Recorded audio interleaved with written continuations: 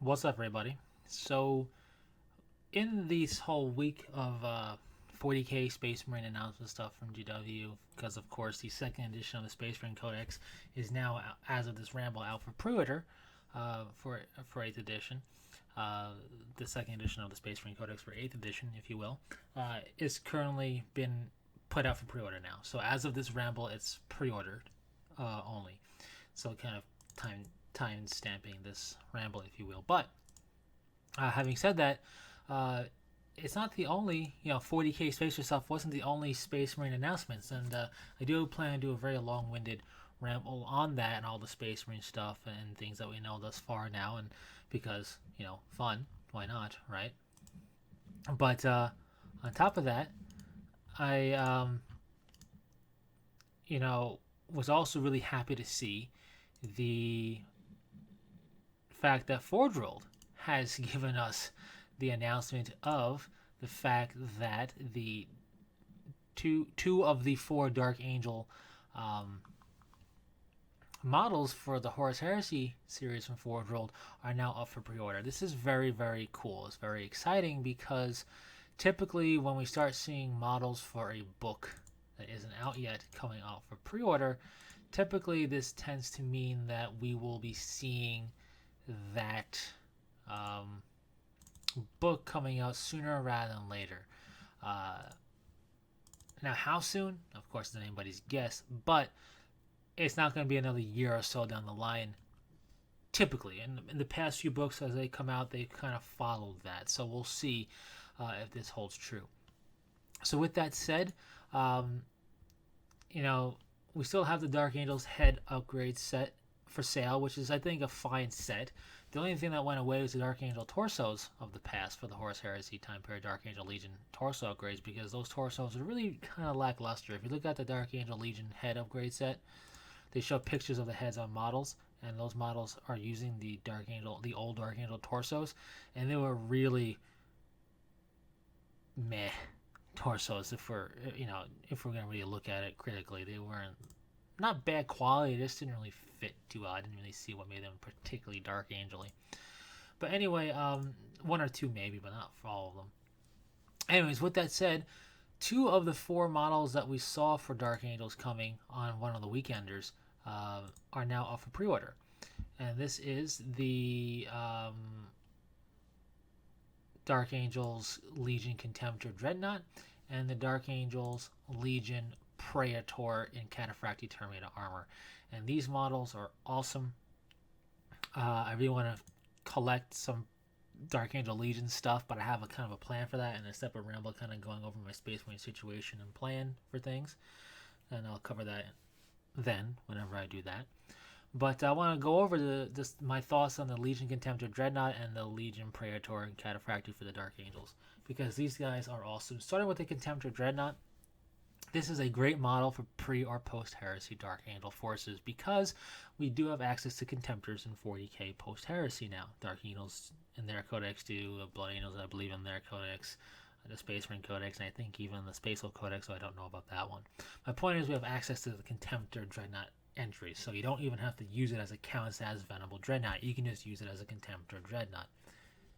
Having said that, it is restricted in terms of ranged weapon options post-Heresy to the Multi-Melta or the Kara's Autocannon or something like that. Something along those lines. That's it. Now, we know pre-Heresy and Heresy era, there's a lot more options there. So you have two choices. You can magnetize the arms, so you can sub out the ranged weapon arm to represent what you are using 100% in 30k or in 40k, because you can, if you're collecting a Dark Angels Legion force to play in Forge World's 30k rule set with very minimal tweaking, you can build a list for post-Heresy 40k 8th edition rule stuff. And that's what the whole pre-Heresy and Codicy series I have is about, which I have to redo still to bring up to date with 8th edition. I know I just haven't done it yet, but my point is you can magnetize to do that, or provided you like the Volkite Culverin weapon option for your Dreadnought, you can just use that arm and it can count as your multi-melta. I mean, chances are you're not going to have 17 Contemptor Dreadnoughts. So this might be the only Contemptor Dreadnought in your force alongside other stuff. So even though it's not using the multi-melta arm, it definitely doesn't look like an assault cannon. So it's going to be really easy to tell, okay, he's using a multi-melta here. It's just a really fancy looking multi-melta in this case. And then 30k represents the Volkite Culverin. So there's that idea. Anyways, having said that, let's look at the model itself, because it is a treat. And one thing I didn't know, because we only saw one picture of it back in the announcement of this thing in that weekender that they had or whatever, is the torso has options. It's a minute thing, but it's cool to see. You can either have, as we see classically, the winged robed figure in the center of the torso, or you can remove the hooded figure, and in its place you can put a sword to give it a winged sword look on its center torso, to be quite literally the symbol, or it could just be a symbol associated with the Dark Angels, and therefore the Unforgiven. So it's just really cool to see that. I like to see that sword bit by itself, to see where I could put that in terms of, dressing up a Land Raider or something. I don't know. This looks really cool. It's a nice 3D bit. Also, what people might try to shove in that little shrine symbol, because the red shrine part stays. So you have a bit of space to work with. You could put something else in there entirely, potentially. So that's just really cool. On top of that, the wings are very crisp on the torso itself. The only true blue Dark Angel symbol you have to work with is on the right shoulder pad, because of course you get the shoulders of the Dreadnought. You just don't get the arms itself. In terms of sculpted detail on here, the chains along the Contemptor Dreadnought's front just adds an extra bit of this Dark Angeliness, Unforgiveness to it. The sculpted detail on the armor itself, the trim, it's not over the top. It's done very tastefully. It looks very much like a walking shrine with the center torso piece, with the reliquary-esque shape of where the helmet sits, and the melted candle wax stuff all makes it look like a literal walking shrine, which Dreadnought's kind of are. So that's really, really cool. Banded armor on the left shoulder pad, on the kind of hip armor of the Dreadnought. So all in all, just very well put together model, very well done. The lion symbol on the shield on the left leg is very cool. When I first saw that, and even now I still say it, I think Disciples of Caliban. Disciples of Caliban, real quick, were a successor chapter of the Dark Angels, part of the Unforgiven, founded in the 37th millennium, so a bit after, for sure, the Horus Heresy, way after it, actually. And they were founded at the specific, strong request of the Dark Angels themselves, with the Supreme Grandmaster of the time. Very unusual, very unorthodox. So they specifically requested it, and they therefore probably issued forth the look, the symbol, the color scheme, everything like that. So it's no wonder that their symbol actually is very close to this. The only difference is the tail is a bit longer and a bit more odd. So obviously the Disciples of Caliban came out first as a successor force, and then we see symbols like this lion symbol appearing.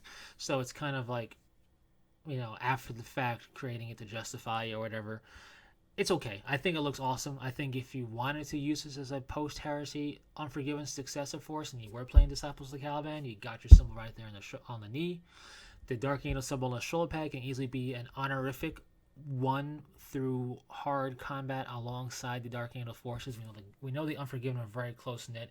Different Unforgiven successors have fought alongside the Dark Angels themselves, and this could have been a very high honor granted to this Dreadnought of a different chapter to bear their the First Legion symbol, if you will. Easy ways to explain in a way that make enough sense to hopefully appease people who are really sticklers. If they're super sticklers, not fun to play against anyway, so who cares? A very cool looking Dreadnought, very clean. Now, in comparison to something like the Osiron pattern Dreadnought of the Thousand Suns, I still think the Osiron pattern Dreadnought is way more over the top, way more innate, way more crazy in detail. But it's not a Contemptor. It's a special pattern of Dreadnought for the Thousand Suns. And that still might be my favorite Forge World Dreadnought, but this is up there for sure. And it's just a Contemptor that happens to have Dark Angel iconography on it. So it's not even like it's super special style of Dreadnought. It's just a Contemptor Dreadnought with Dark Angel Legion stuff on it, and it looks very good. They did a very good job with it.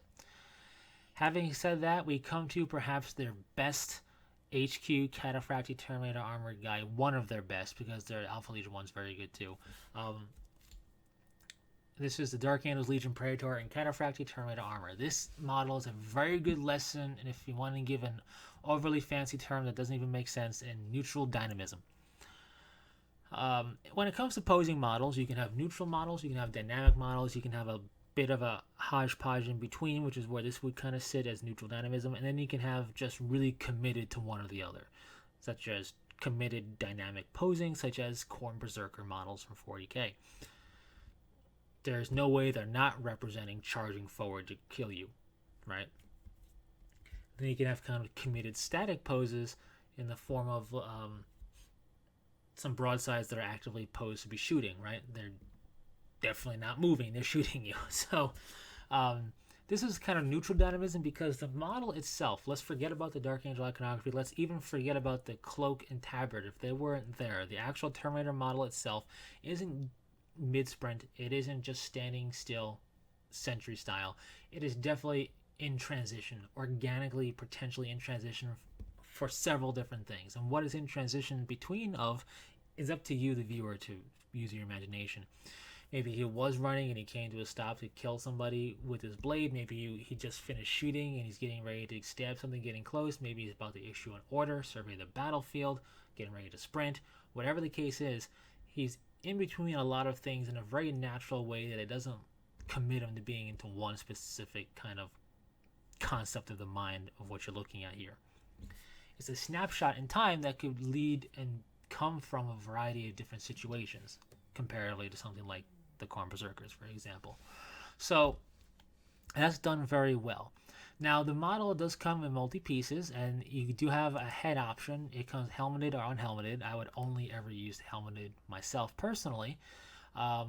So with that said, I would never use a bare head. I just my style, but that does mean you could probably pose the head a certain way to a certain degree, more than likely. The way it's posed is just fine. And while that does mean also the arms are more than likely, or parts of the arms are separate from the body. Also, particularly with Cataphractii armor, when you notice in this case, instead of having leather kind of strips hanging down, he's got chainmail backed by leather strips hanging down, and shield piece hanging down, and a little like seal without, or parchment hanging down without a seal. Because of the nature of Cataphractii armor and the way things are posed with chains and the like on there, while you could pose it pretty much how you want, in order for those pieces to be flowing and hanging naturally, looking like they are, appropriately looking, following physics, the arms are meant to go a specific way. So just keep that in mind. But with that said, you add the dynamic icing on the cake of the flowing cloak and tabard for the wind, and then you have the Dark Angel iconography and Dark Angel specific stuff, such as the keys on a chain and the sensor there flowing with the tabard, the cloak billowing, the sword symbol, the Dark Angel symbol on the torso. You put all the pieces together, you have a very, very cool looking model, in my opinion. One of their best Praetors in Cataphractii Terminator armor.